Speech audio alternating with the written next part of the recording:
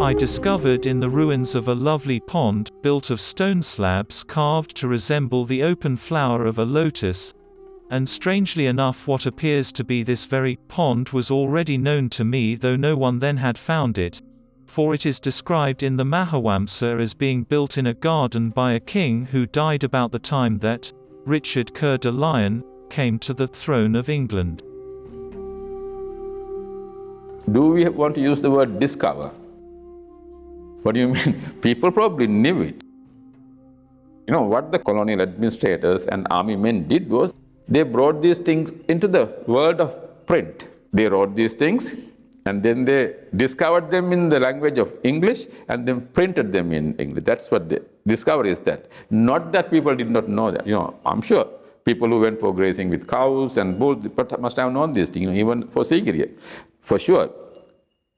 The monks in Sigiriya, Pidurangal knew about the murals in Sigiriya. Scientific history writing was introduced by the colonial rulers, and also conservation and preservation of, early heritage was also introduced by the colonial rulers. So, in that sense, actually, we know that we have a past, which is important. I mean, you can't live, I think, without a past. Past is part of your life, whether you like it or not. It gives you a certain identity.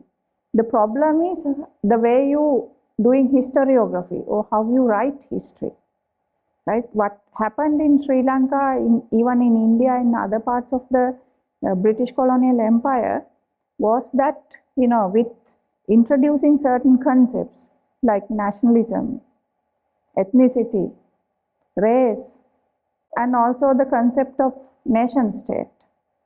We also tried to think in the same line about our own, countries.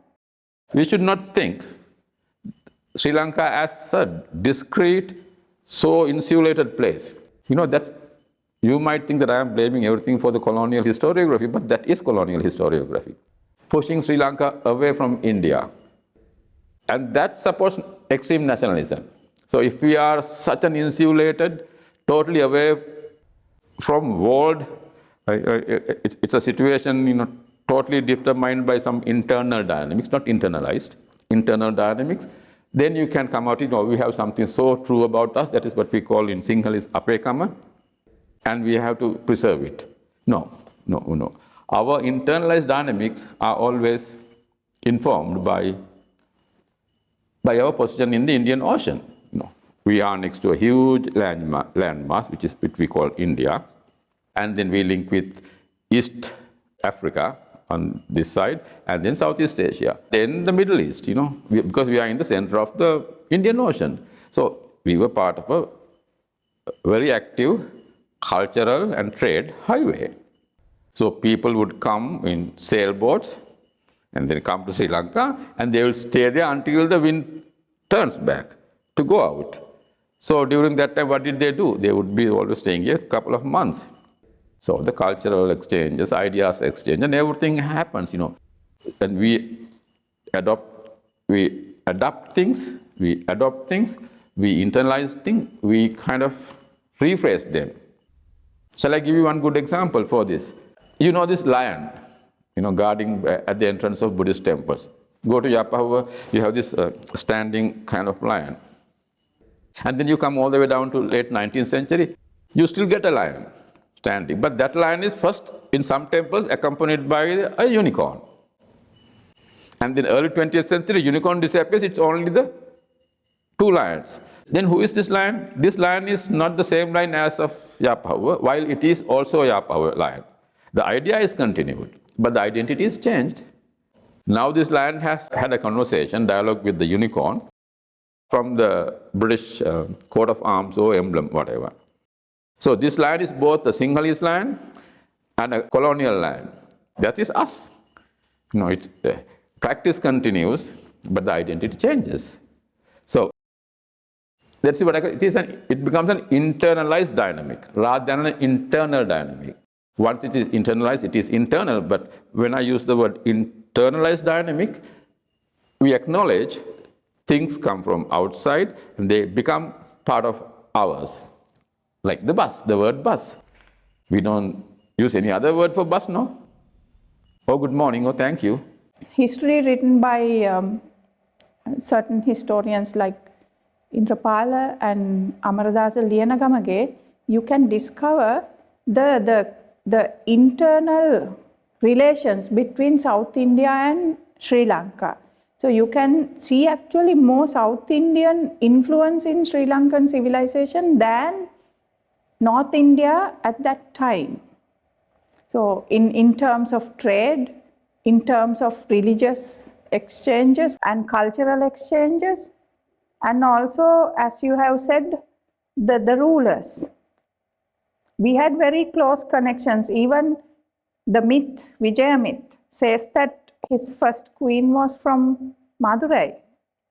So from that time onwards, if you take that into account, what we can see is at various times, Sri Lankan kings actually looked into South India for their queens, and also sometimes after establishing such connections, some of these queens' brothers came and ruled Sri Lanka, all this Kalinga Vansha, and especially towards the Polonnaruwa period, what you can see is many kings had South Indian origins and relations.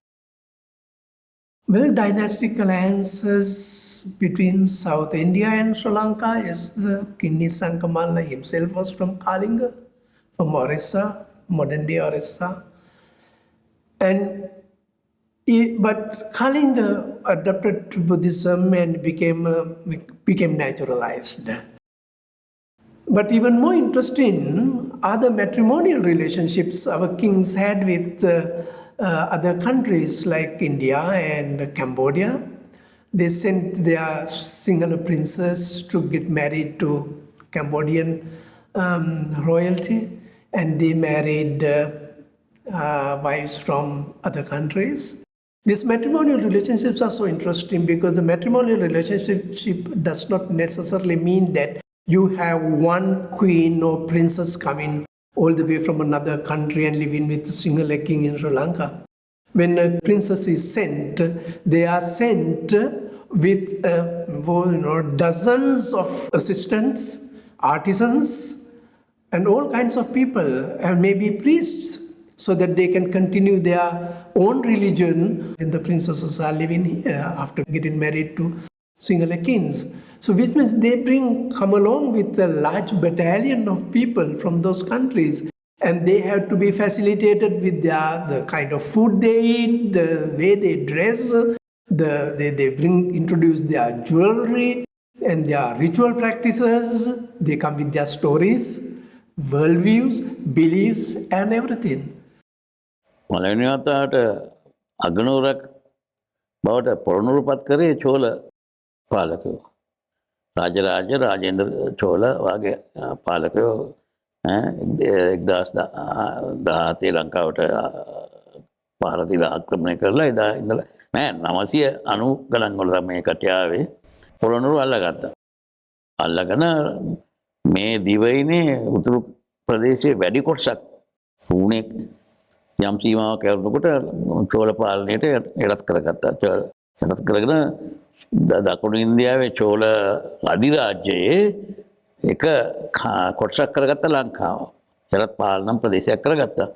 ඒක එන්නේ ඉස්සෙල්ලා ඒ තත්ත්වය ඇති වෙන්නේ ඉස්සෙල්ලා මේ දකුණු ඉන්දියාවත් ලංකාවත් අතර පාණ්ඩ චෝල කේරළ කියන පාලකයොත් එක්කලා විටිමිට මාරුවේ අපි දේශපාලන අවශ්‍යතාවයන් හා දකුණු ඉන්දියාවේ දේශපාලන තත්ත්වයන් යටතේ අපි විශාල වශයෙන් දීර්ඝ කාලයක් තිස්සේ සම්බන්ධකම් පැවැත්තුවා. The way we used to deal with Polonnaruwa is a product of colonial historiography. That is how they saw, Cholas came and invaded. Of course, they came and they invaded. But we just have to understand in a much complex and nuanced way, what is this invasion?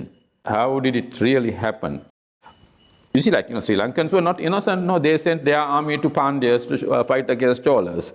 We were part of this whole struggle, part of the power struggle in the region. So we were not a discrete place away from Indian politics and culture and all that. We were playing an important role in the regional politics, in the regional cultural network.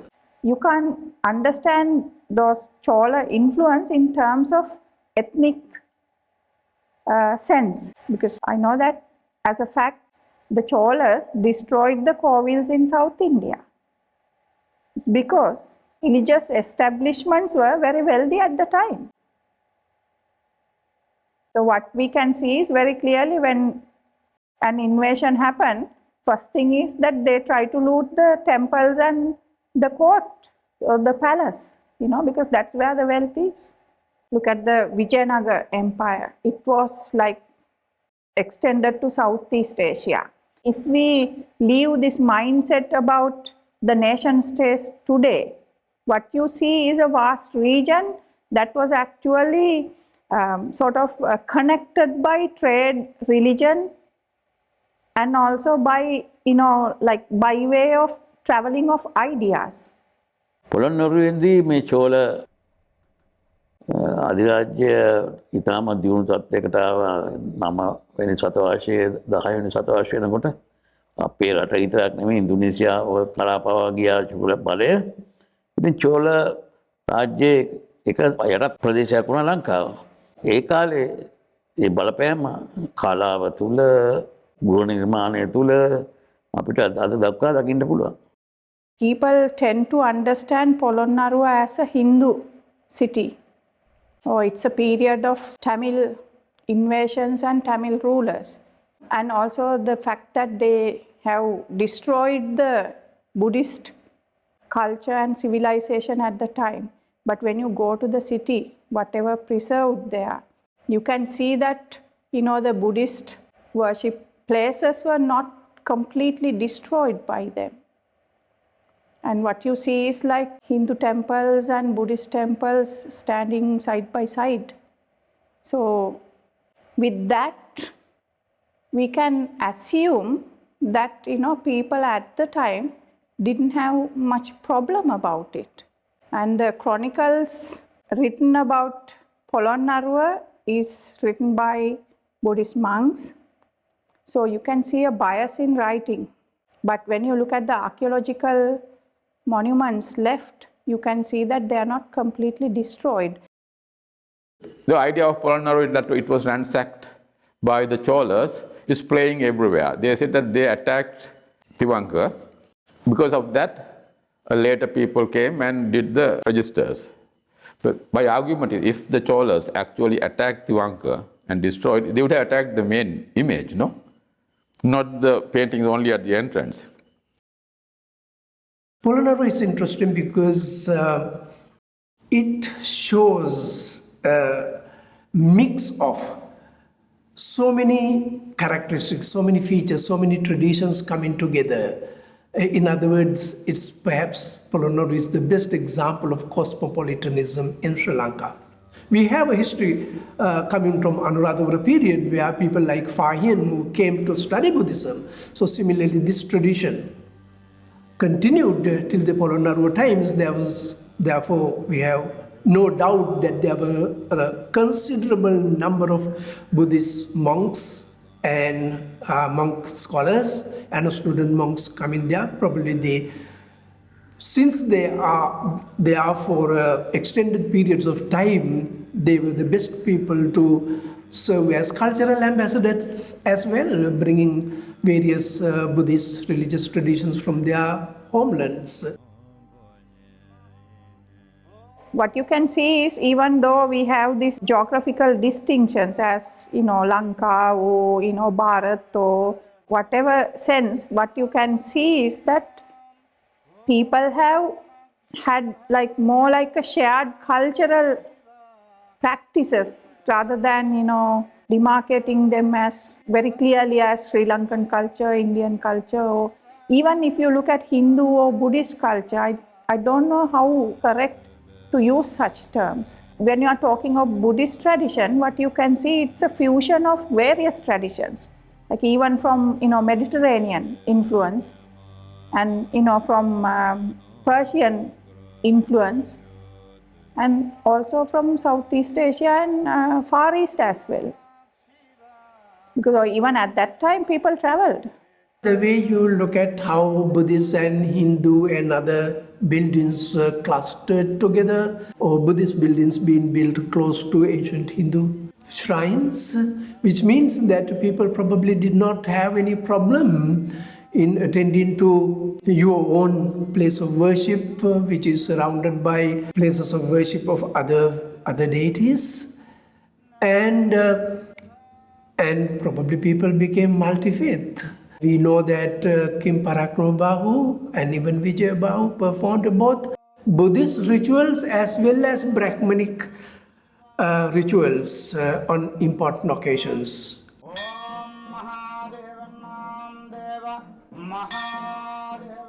Interestingly, lots of those signs that we are sharing with South India. So this is why I'm not saying influenced by South India. We share.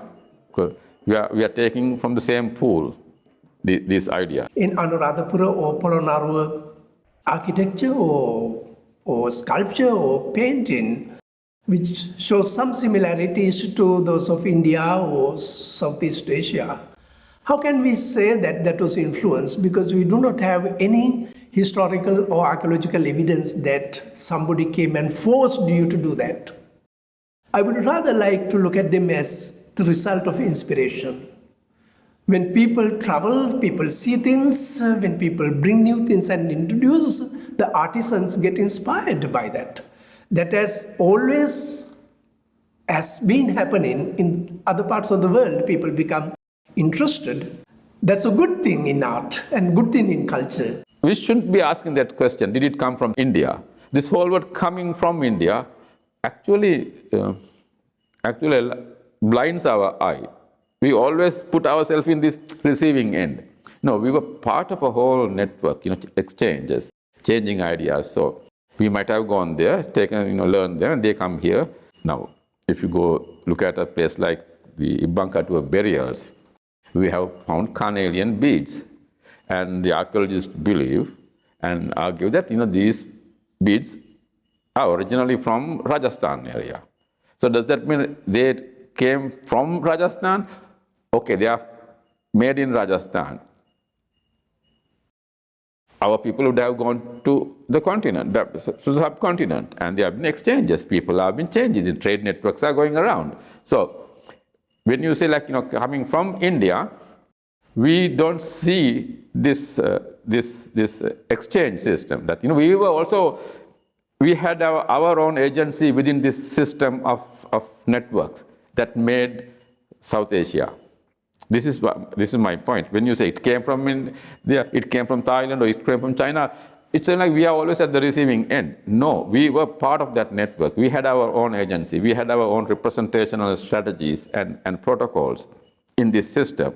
We were not always receiving. This is why I don't like the word influence. Because when you say influence, we believe that there is an authentic source somewhere else from which we have taken ideas and trying to kind of copy it, try to rephrase it, redo it. No, there is no such authentic source. We are part of that source. I think Senaka Bandaranaike argues this. He is the one who used this word, one cultural womb. We are part of that thing.